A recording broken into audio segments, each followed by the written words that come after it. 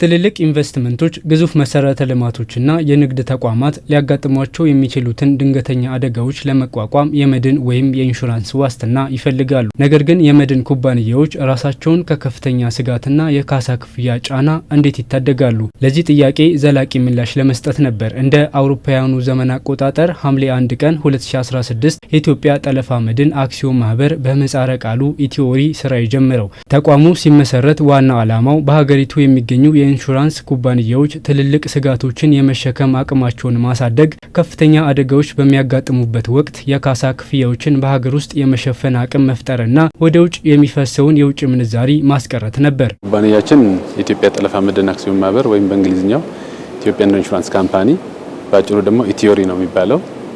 የተቋቋመው ስራ የጀመረው እንደ አውሮፓውያን አቆጣጠር ጁላይ 1 ወይም ሐምሌ 1 2016 ዓ.ም ነው። ከዛ ጊዜ ጀምሮ እንግዲህ በርካታ ስራዎችን ይሰራ ቆይቷል። በተለይ በዋናነት የተቋቋመበት ዓላማ ለሀገራችን ውስጥ ላሉት ኢንሹራንስ ኩባንያዎች የጠለፋ መድን መስጠት ነው። በተለይ ውሎችን እንዲጽፉ፣ ትልቅ ስጋቶችን መሸከም እንዲችሉ አቅም መስጠትና በኢትዮጵያ ውስጥ ደግሞ ለሚደርሱ ከፍተኛ አደጋዎች በተለይ በብር ካሳ ክፍያ መፈጸም መቻል ነው። ኢትዮሪ ወደ ስራ በገባበት ወቅት 500 ሚሊዮን ብር የነበረው የተቋሙ ካፒታል ዛሬ አቅሙን ከ4 እጥፍ በላይ በማሳደግ ወደ 4.5 ቢሊዮን ብር ደርሷል። ይህም ተቋሙ በኢንዱስትሪ ውስጥ ያለውን የፋይናንስ አቅምና ተጽዕኖ ፈጣሪነት ያሳያል። አንዱና ትልቁ ነገር የኢንሹራንስ የጠለፋ መድን መስጠት ነው። ጠለፋ መድን ለመስጠት እንግዲህ አረቦን እንሰበስባለን። ስንጀምር በ520 ሚሊዮን ብር ነው የጀመርነው። ዛሬ አረቦን ገቢያችን ወደ 4 ቢሊዮን አካባቢ ደርሷል።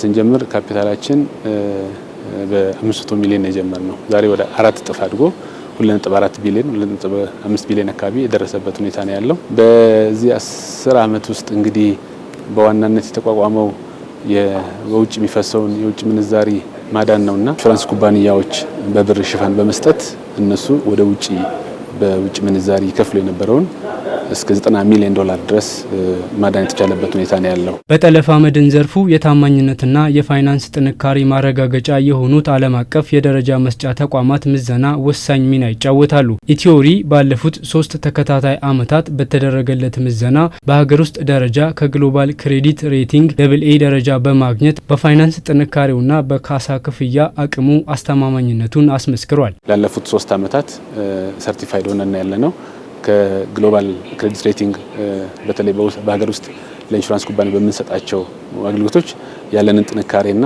የአገልግሎት አድማሳችንን በመገምገም AA አግኝተናል።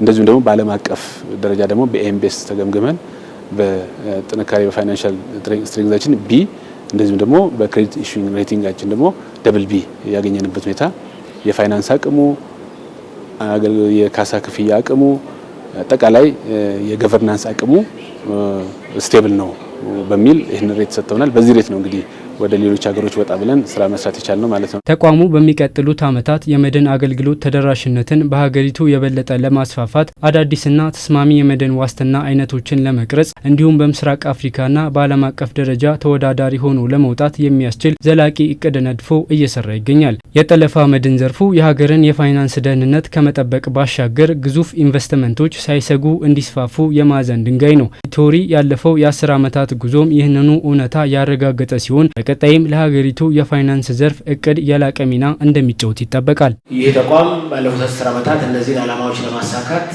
የተለያዩ ስራዎችን ሲሰራ ነው የቆየው። የውጭ ምንዛሪ በማዳን የውጭ ምንዛሪ በማስገኘት አጠቃላይ